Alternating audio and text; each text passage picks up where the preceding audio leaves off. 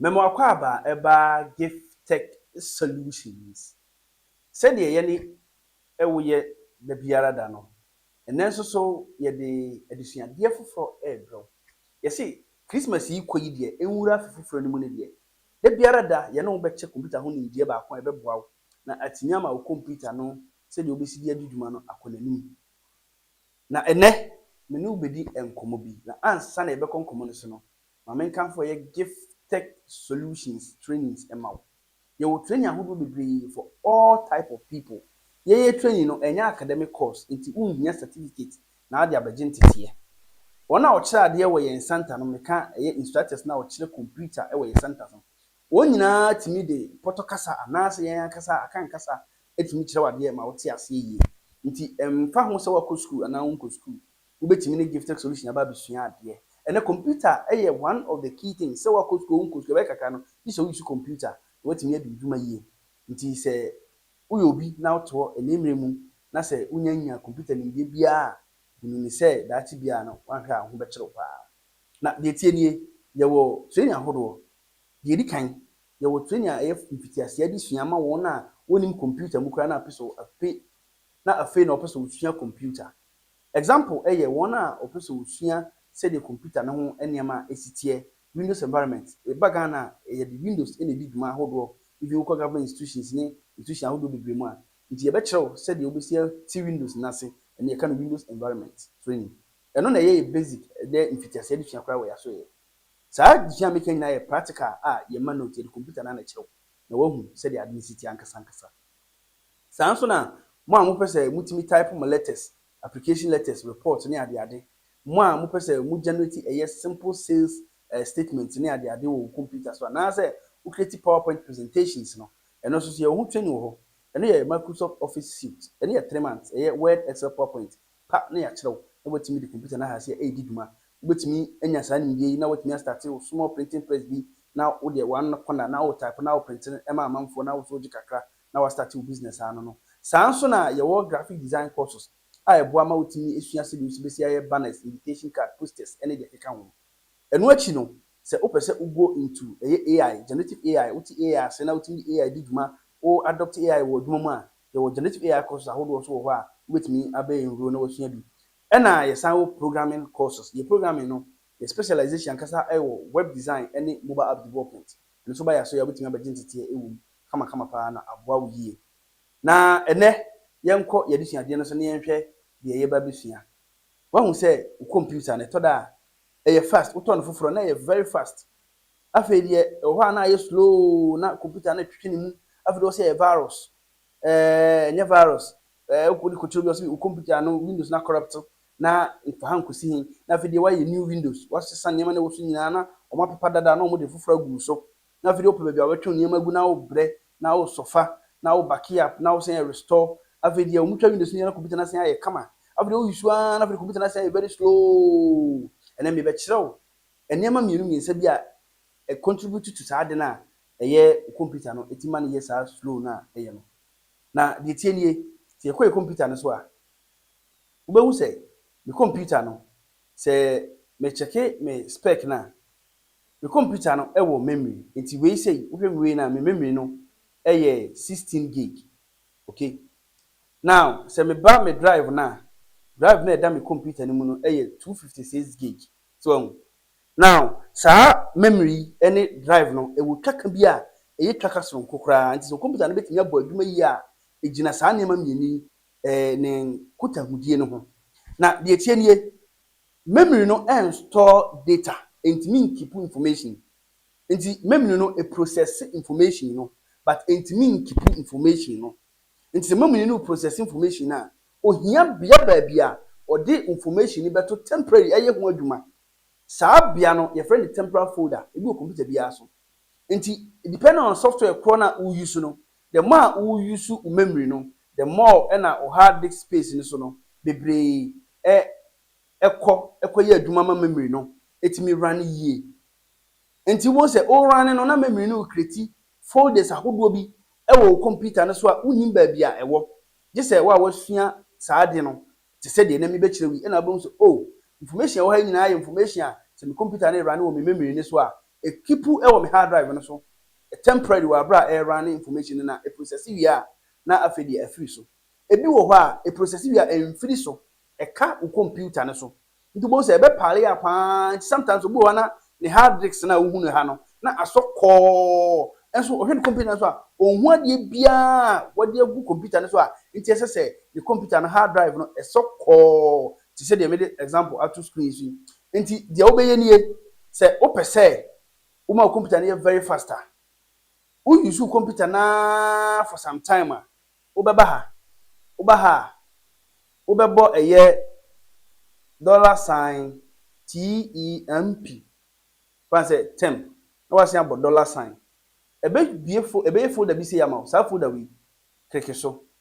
wan hu se niam bebre egu folder mu sa niam egu folder mu nyina no ye ade a computer na run with the memory temporary as store e wo me computer no so a me hia okay and save nyame na me save ye ba me computer no edi dwuma no e na e save what you do ni so ba ha wotimi select sa niam we nyina na afei wako delete e wo computer no so na wa delete ni nyina afiri sa dia amaye ni sesi ai me wi a meba me recycle bin na ma empty no because ni nyina abagu recycle bin no so se me ye ni say a afei a free me hard disk space na memory ni use ye no nje be ma me computer no atimi running fast ya nipa bebre attribute computer ni running of fast no to memory no kre na mo memory ni hia hard disk space in sometimes o memory ni so na hard disk space ni nyina ya exhausted na so red gon na akaba 1 giga bibia no wa ya ebe especially software bit say Photoshop, CorelDRAW, me fan say AutoCAD softwares are kese video editing softwares. Sa softwares are etete sa no. A lot of space because never na process no so. Nti se koba ne say u process sa niam yi na se wo computer no any space a emwa. Nti that's the first thing I obetimi aye ni say e na ma kire no bebo percentage temp percentage na afei folder we na ebeba no wa double click so na emu niam ni nyina wa delete nti so me delete me dey no the computer na fine e be run faster we one of the things a obetimi aye a clear computer na so especially mo am use Photoshop a afei de obie file na say u use Photoshop all of a sudden what save word mienu miensa u save third one na o se disk full u save said den cross disk full Photoshop ni save da yenti ati sa ne say sa space ya making ayefu okay temporal files na run no computer hard disk na aye occupy it memory ni ntimi nwura enya adwuma nti ba ne say a we follow the same process over $sign na wa bo temp $temp na wa bie folder no na wa delete niam ewo mu nyina the same way no so no say wo kọ wo settings wo computer no so a eno so betimi abo temporary na no ebe ma wo temporary files nti temporary files no oba ha utimi clear there were another temporary files mostly no say o computer no say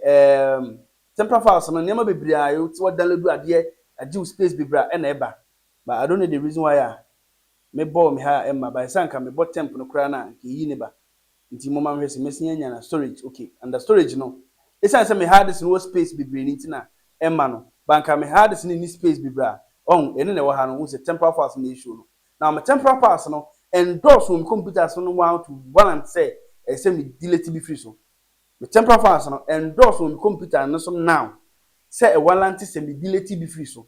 senke ya de a endorse a anka obo say me ba ha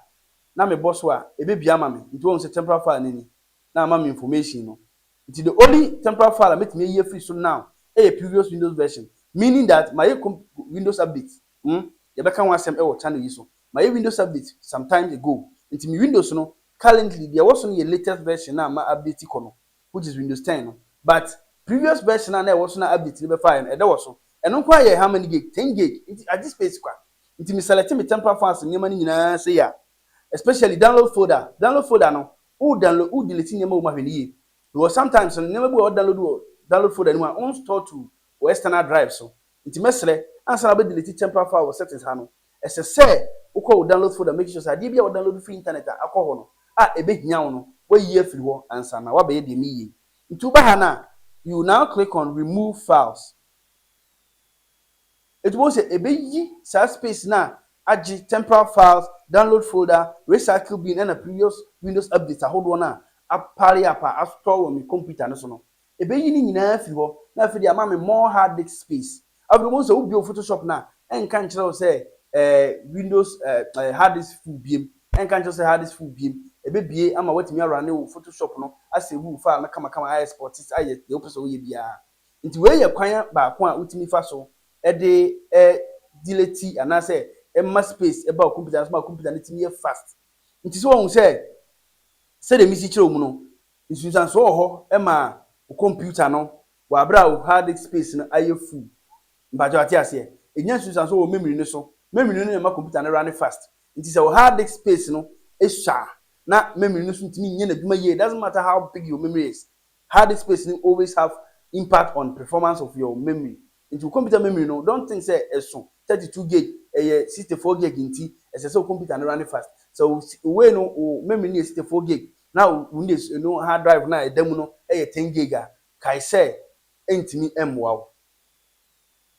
enti uhia certain bia no be clean wo hard drive no so ama hard drive no space ya ba so using method mienu a ma kire wo enei na afa ye beboa ma watimi ede computer na ede dwuma tell me wo space bebre wo me hard drive no so nti no en ha adwene metimi run application bi am pese me yeden me run because me wo out of 250 gig and I say 237 gig no me wo 182 gig free space e wo hard computer is so a space ni enough to run any software and to make my memory run faster and do the job very well. Say computer nti saa ene na mesere say we follow a tutorial na maye video betimi back na wahwe biem several times we say obeti ase say wo sunyan so a betimi na ntia ba ya so ye beboa wo na ya chechiro mu a ye nye kapre bakra e ha na me di wusie na me kɔ na me kire wo say follow yen page say TikTok na wo hwen ya follow yen na like video yi maye saa so na say wo hwen yen e wo YouTube a mesere wo say subscribe to your channel na ba adoma na so say de be ya the new video ba oso benya bre na oso watimi ahwe na wate ase sanso na so hwen wo eye Facebook a the same thing follow yen like yen na yenko yenim se de be ya ye the video ni tumu pe oso ba ba gentete na aboa na asebu computer no na technique je no so akonanim sa ne man kitinkiti se wo ya emma wo nko eye computer repair shops in Temp emma untwa Windows in Temp Shia me da foforo na me wade foforo a me sande abrew ama wo so ade ntete e wo computer mu